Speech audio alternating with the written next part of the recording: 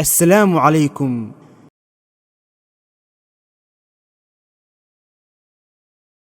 qisadan waxaa ka sheekeynaysa gabar waxayna ku bilowday sida tan.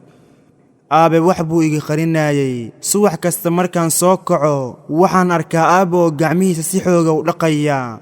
aniga iyo aabe asxaab ayaan ahayn, si aadaana ayaan isugu dhoween. asxaab sida u badanna kuma lahayn tuuladii aan ku noolaa.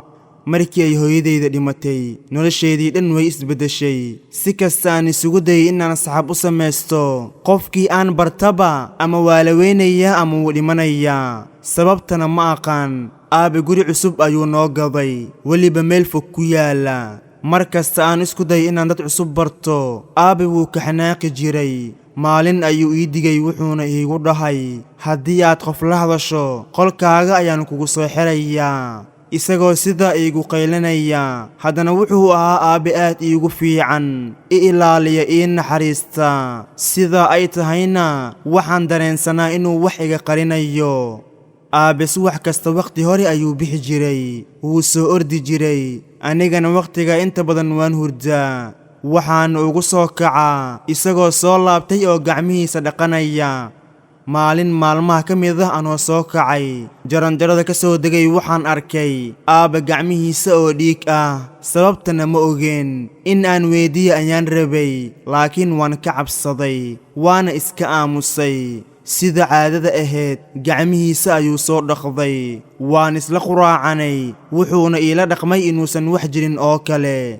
isla maalinta habeenkii marka la gaaray ayaan si fiican u sii ogaaday. annagoo TV-ga akhbaarta fiirsanayna ayaa waxaa la sheegay in meydad laga helay meel annaga inoo dhow, weliba dad si wuxuushnimo ah loo dilay. waxaana la xaqiijiyey subaxdii maanta.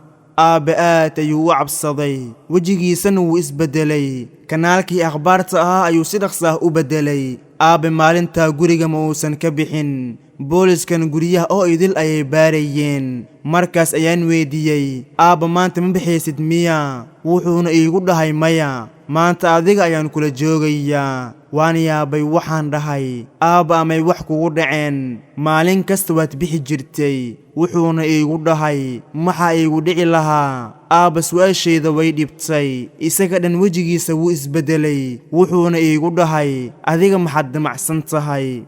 markaas ayaan ku dhahay, aabe waxaan rabaa inaan ku weydiiyo, hooyo sidee jaranjarada ugu soo dhacday? asxaabtaydana silan filaan ah maxaa loogu waayay? qaar dhintay iyo qaar baxay iyo qaar aan la ogeynba. inta uusan su'aashayda ka jawaabin ayaa albaabkiina la soo garaacay. aabe aad ayuu u cabsaday. albaabkii ayuu furay. waaba nin boolis ah.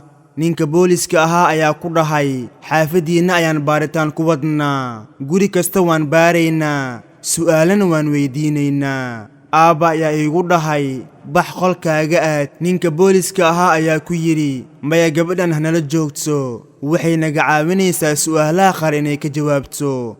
saliim waxay dhahday, nolosheedii maalintaa ka hor ma arag aabe oo sidaa u cabsanaya. waxaan ogaa aabe waxyaabo khatar ah inuu og yahay, uuna qarsanayo. ninka booliska ahaa ayaa su'aalihii bilaaway. aabe ayuu wuxuu weydiiyey, gurigan meeqaad degan tihiin? wuxuuna ku dhahay 6 bilood. waxaa kaloo la weydiiyey, meeqa qof ayaa gurigan kula nool? aniga iyo gabadheedii saliim oo keliya ayuu dhahay. xaaskaagiina aaway ayaa la dhahay. wuxuuna dhahay, 6 bilood ka hor ayay geeriyootay. sidee ayay u geeriyootay ayaa la weydiiyey. wuxuuna ku jawaabay, jaranjarada ayay ka soo dhacday. ninka booliska ahaa ayaa ku dhahay, sidaa miyay ku dhimatay ma hubtaa? aabba wuxuu bilaabay, maxaad ula jeedaa iyo inuu xanaaqo.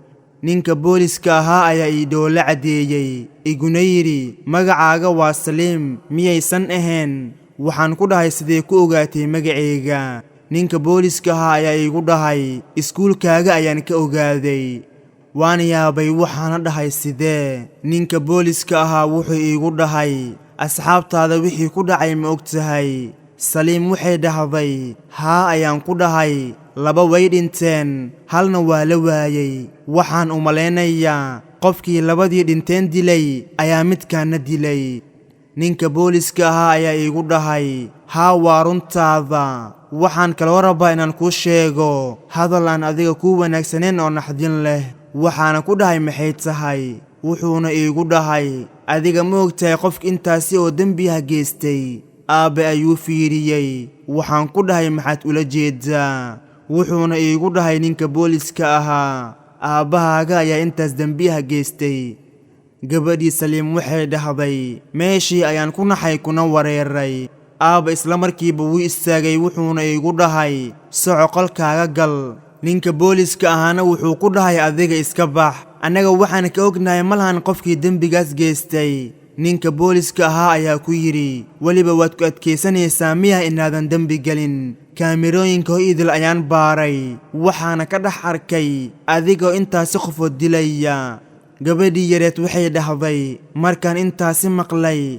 xaaladaydii way sii xumaatay aad ayaan u qayliyey meeshii ayaana ku suuxay markaan soo naaxay kadib ayaan waxaan arkay aabbe oo meed jiidaya meedkaasna wuxuu ahaa ninkii booliska ahaa sidaa ayuu aabbihii ninka booliska ah u dilay horeyna wuxuu u dilay gabadha hooyadeeda iyo asxaabteeda aabbihii sidaa ayay ugu baxday aabbihii dilaaga ahaa al-abbul qaatil ugu dambeyn haddii aad halkan soo gaartay qisadana aad dhammaysatay maxaa kaaga soo baxay qisadan sidoo kale sidaad u aragtaa aabbahan dilaaga ah maxaadna ku sababaynaysaa sababta ku kaliftay inuu aabbahan dilaan noqdo qisadan halkan ayay ku eg tahay wassalaamu calaykum waraxmatullaahi wabarakaatuh